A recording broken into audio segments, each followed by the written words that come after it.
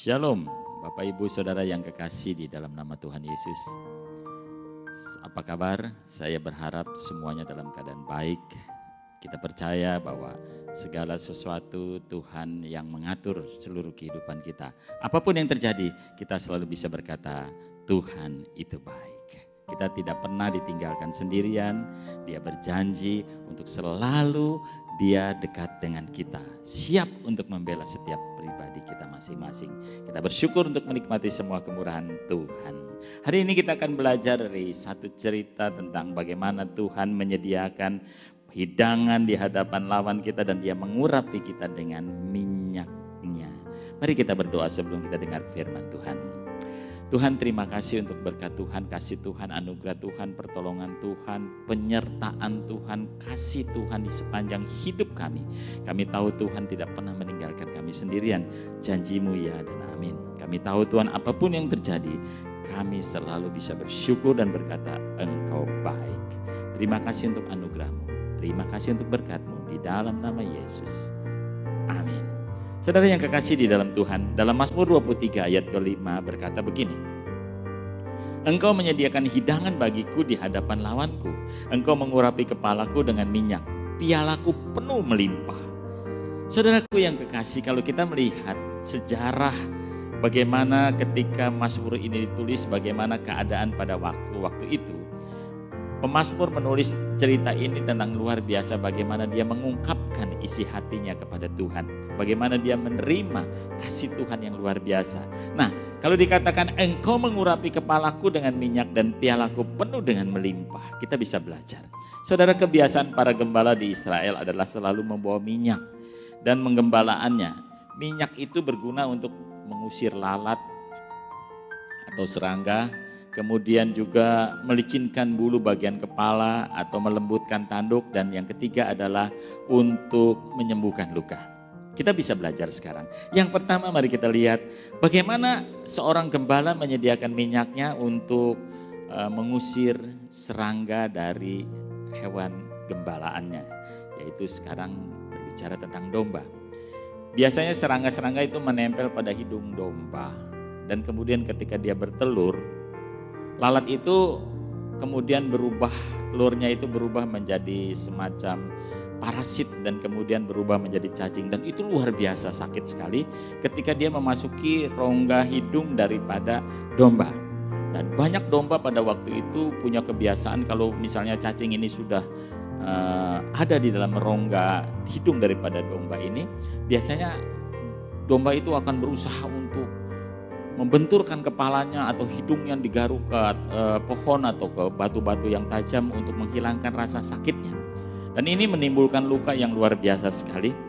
Nah, ini tugas gembala adalah mengolesi minyak sebelum itu terjadi. Artinya dalam padang penggembalaan yang penuh dengan serangga, lalat atau apapun yang bisa melukai domba, biasanya gembala akan meminyaki bagian muka atau hidung daripada dombanya itu supaya tidak ada serangga atau tidak tertusuk oleh duri. Ini sesuatu yang luar biasa saudaraku. Ini yang dikerjakan oleh domba. Oleh domba kalau dia sedang mengalami sesuatu yang menyakitkan, dia membenturkan kepalanya atau dia menggaruk-garuk hidungnya di tempat-tempat yang tajam untuk menghilangkan rasa sakitnya. Gembala yang baik akan memberikan minyak di dalam kepada dombanya lewat di hidungnya, kemudian melembutkan. Dan domba biasanya kalau sudah seperti ini akan menjadi tenang saudaraku.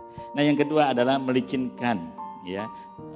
Lemak atau minyak itu melicinkan bulu-bulu di bagian kepala atau melembutkan tanduk. Nah, dalam masa-masa kawin itu saudaraku, biasanya domba jantan akan berusaha menampilkan siapa dirinya, ya. Biasanya dia akan berusaha untuk menunjukkan siapa dirinya, kemudian dia menunjukkan kepada domba jantan yang lain siapa yang paling kuat. Nah, biasanya kalau ada yang menantang, ada yang ditantang, mereka berkelahi, ya. Mereka saling adu kepala dan kemudian tanduk-tanduk mereka akan saling beradu dan ini akan mengakibatkan luka dan mengakibatkan sangat luar biasa sekali sakitnya. Nah, tanduk mereka itu sangat tajam dan melengkung sehingga ketika menusuk bagian tertentu dari bagian tubuh dari domba itu biasanya akan menimbulkan luka. Gembala yang baik akan mengolesi bagian kepala dombanya atau tanduknya, sehingga ketika dia beradu kepalanya itu akan meleset. Karena apa? Karena licin. Ini sesuatu yang luar biasa, saudara, kita bisa pelajari. Dan yang ketiga adalah mengobati luka. Akibat perkelahian, akibat menggaruk-garuk, akibat serangga atau apa saja, atau duri-duri yang melukai domba ini, seorang gembala akan mengolesi minyak dan kemudian menjadikan domba ini tidak infeksi atau tidak menimbulkan luka yang lebih parah lagi, dan domba akan merasa tenang sekali. Satu tugas para gembala adalah memeriksa setiap domba-dombanya dengan baik. Waktu dia keluar dari kandang menuju padang gembalaan, kemudian kembali lagi ke kandang, seorang gembala yang baik akan selalu memeriksa domba-dombanya. Apakah ada kekurangan, apakah ada yang luka, atau apakah semuanya ke dalam keadaan baik-baik. Ini gembala yang baik. Nah, saudaraku yang kekasih, demikian juga Allah kita. Dia akan menjaga kita seperti gembala menjaga domba. Mungkin pada hari-hari ini kita sedang mengalami yang namanya kepahitan. Kita kecewa, kita luka hati kita. Kita bisa tersinggung, kita bisa bersih tegang. Kita saling mengadu kepala, saling mengadu argumen, saling merasa paling benar. Padahal kebenaran itu tidak absolut, selama kebenaran itu masih bisa dibantah. Kebenaran yang absolut hanya adalah milik Tuhan. Karena itu saudaraku yang kekasih, mari kita belajar. Dalam rasa kecewa kita, dalam kepahitan kita mungkin merasa sangat-sangat tidak nyaman. Kita sering mengadu domba kita, kepala kita seperti domba, kita sering kali kepala kita bentur-benturkan, mungkin tidak secara lahiriah tapi secara huruf. Ya, artinya apa? Kita mungkin merasa kita yang paling kuat, kita merasa yang paling hebat, kita tidak pernah salah. Saudaraku, hari-hari ini kita sedang mengalami hal-hal seperti itu. Mungkin saudara mengalami kepahitan, mungkin saudara mengalami yang namanya masalah di dalam hidup saudara. Kita tidak nyaman di dalam hidup ini. Tapi saya mau katakan di dalam Mazmur 14 ayat 147, maksud saya ayat yang ketiga, firman Tuhan, Ia menyembuhkan orang-orang yang patah hati dan membalut luka-luka mereka. Bagaimana caranya supaya kita menerima kesembuhan dari Tuhan? Yang pertama, saudaraku, di dalam Mazmur 103 ayat 3 firman Tuhan, Dia mengampuni segala kesalahanmu dan menyembuhkan segala penyakitmu. Artinya apa? Datanglah kepadanya dengan rendah hati, akuilah segala kekurangan kita, akuilah segala kebutuhan kita, akuilah semuanya di hadapan Tuhan. Kita bukan siapa-siapa. Kita adalah manusia yang tidak sempurna, manusia yang punya banyak kekurangan. Kita berani mengakui di hadapan Tuhan. Itu yang pertama. Kalau kita semua sekarang, kalau ada yang mengalami pahit hati, kekecewaan, masalah di dalam hidup kita yang belum terselesaikan, datang pada Tuhan. Yang kedua adalah belajar untuk melepaskan pengampunan. Itu tidak mudah, saudara. Mengampuni artinya adalah melupakan. Saya ingat satu cerita tentang bagaimana waktu zaman Nazi, ada satu cerita pada zaman Nazi, orang-orang Yahudi, orang-orang Israel biasanya akan ditawan oleh pasukan Nazi dan mereka akan dimusnahkan. Satu cerita ini adalah sesuatu yang luar biasa. Ada seorang anak muda kemudian masuk ya di dalam camp untuk dibuang, untuk dimusnahkan, dan dalam satu gerbong kereta begitu banyak orang Yahudi atau orang-orang Israel yang akan dimusnahkan. Dia melihat ada seorang tua yang begitu kedinginan sekali, dan akhirnya dia berusaha untuk saling menghangatkan dengan cara apa? Dia menggosok-gosokkan tangannya sendiri dan kemudian menggosokkan tangannya juga kepada orang tua yang dia lihat itu.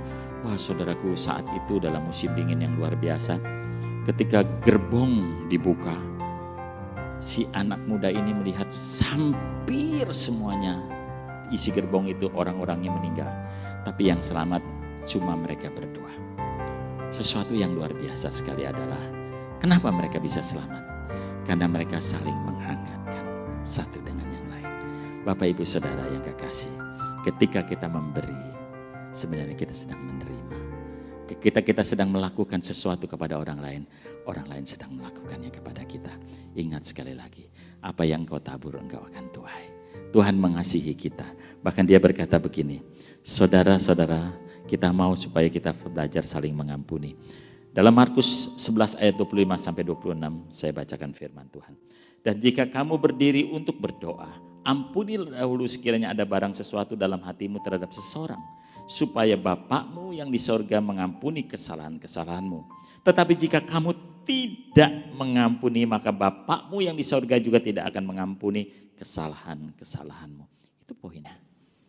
Kalau Bapak Ibu Saudara mau diampuni dosanya, mau diampuni kesalahannya, belajar untuk mengampuni orang lain. Belajar untuk mengasihi orang lain. Siapa yang menabur akan menuai. Yang ketiga, hiduplah dalam kasih persaudaraan. Kita ini ingat, kita ini makhluk sosial. Kita tidak bisa hidup sendirian. Kita butuh orang lain. Kita butuh seseorang untuk mendampingi kita mungkin. Kita adalah makhluk sosial sekali lagi. Kita belajar bagaimana hidup saling mengasihi. Dalam 1 Yohanes 4 ayat 11 firman Tuhan. Saudara-saudaraku yang kekasih, jikalau Allah demikian mengasihi kita, maka kita haruslah saling mengasihi. Itu firman Allah. Jadi supaya setiap hari dalam hidup kita taruhkan kasih kita kepada orang lain. Kasih kita kepada sesama kita. Kita membutuhkan kasih. Orang lain juga membutuhkan kasih. Orang lain butuh dihargai. Kita juga butuh dihargai. Marilah bersama. Inilah kunci daripada seluruh kehidupan kita masing-masing. Yang pertama, kalau kita mau diberkati, kita mau hidup dalam damai sejahtera Tuhan. Kalau kita mau menerima kesembuhan dari Tuhan, datanglah kepada Tuhan dalam segala peristiwa yang engkau alami dalam hidupmu. Yang kedua adalah belajar untuk melepaskan pengampunan. Yang ketiga adalah hidup dalam kasih persaudaraan. Kita percaya saudaraku, kita semua ada di tempat ini karena anugerah. Bapak, Ibu, Saudara termasuk saya di dalamnya adalah ketika kita menjadi percaya sampai hari ini, tentu ada jauh sebelumnya orang-orang sudah berdoa untuk kita. Walaupun mungkin mereka tidak kenal kita, tapi secara roh mereka berdoa untuk kita, untuk keselamatan kita. Bukankah seharusnya juga kita melakukan yang sama? Ketika keselamatan itu gratis diberikan Tuhan kepada kita. Kenapa gratis? Bukan karena murahan, karena kita tidak mampu untuk membelinya. Kita bisa berikan itu kepada orang lain. Kita belajar untuk mengasihi orang lain. Kita belajar untuk berdoa buat orang lain. Kita belajar untuk melihat orang lain sebagaimana Tuhan melihat kita. Kita belajar. Kita tahu kita semua ada di tempat ini karena anugerah. Kekasih-kekasih Tuhan, marilah kita belajar untuk menjadi domba yang baik, yang berkenan kepada Tuhan. Sebelum saya tutup, kita akan berdoa. Terima kasih untuk anugerah-Mu. Anugerah-Mu yang sempurna jauh lebih besar dari segala apapun ya Tuhan. Buat kami memiliki hati yang taat, hati yang setia, hati takut Tuhan, hati yang mengasihi sesama kami. Kami mau menjadi domba-domba gembalaan Tuhan yang baik, yang dengar-dengaran, yang tahu apa yang menjadi kehendak daripada gembala. Terima kasih Bapa. Ajar kepada kami untuk selalu bisa mengasihi orang lain. Ajar kepada kami untuk bisa mengampuni orang lain. Kami bersyukur untuk hari ini, hari di mana Tuhan memberkati kami dengan luar biasa. Kami tahu Tuhan, kami percaya semua karena